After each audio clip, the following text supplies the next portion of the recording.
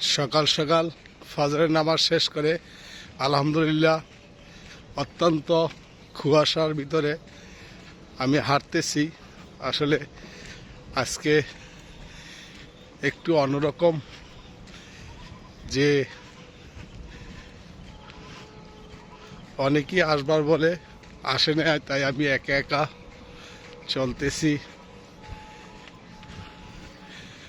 অনেক সুন্দর সকালের আবহাওয়া, আশা করি যে আল্লাহ রহমতে, ওই যে কুকুর ডাকতেছে, আল্লাহ রহমতে অনেকটাই সকালবেলা উঠলে শরীর স্বাস্থ্য ভালো থাকে, মন ভালো থাকে।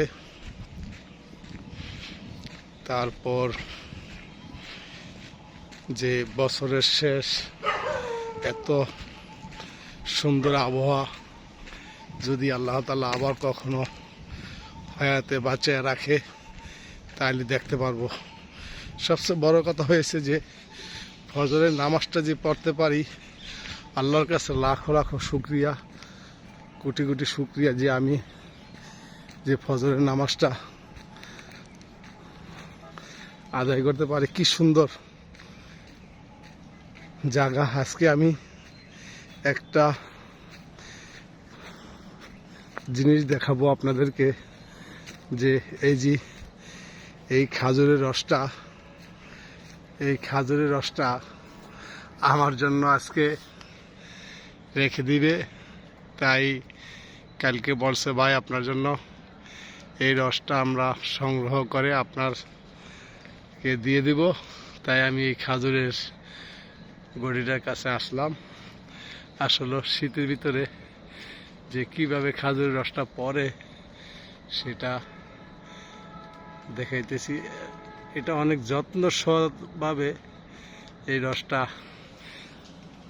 খাজুরের রসটা, মানে অন্যান্য গাছের থেকে এই খাজুরের রস ব্যতিক্রম। কোনো পোকামাছি, তারপরে বাদুর, ইঁদুর, সাপ, কোনো কিছুই এটা ভিতরে যাবে না। যাই হোক, আজকে আমি এই খাজুরের রসটা আমি বাসায় নিয়ে যাব ইনশাল্লাহ। খাজুরের রস ট্রাই করব। আপনারা যারা করেন নাই, যদি আসেন আমার কাছে আসবেন, আমি আপনাদেরকে খাজুরের রস ইনশাল্লাহ খাওয়ানোর চেষ্টা করব। হয় কি কই আসছিলেন, কি নিয়ে আইছেন? সালাম, কি নিয়ে আইছেন? খাওয়া টাকা আমি রস নিয়েছেন নাকি? যাই হোক, ওইটা কে পিছনে কে,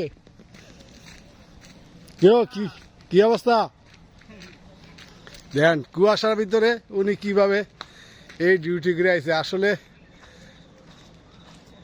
কিছু রাত্রটা কেমন কাটাইছেন? রাত্রে মোটামুটি ভালোই, কিন্তু এখানে একটু শীত বেশি পড়তেছে বর্তমানে। আচ্ছা, ডলে আবার বাসায় ছিলাম ডিউটিতে, ওখানে একটু শীত আরো বেশি আর কি। যাক আলহামদুলিল্লাহ। আসলে মানুষের পরিশ্রমটা অনেক কষ্টকর।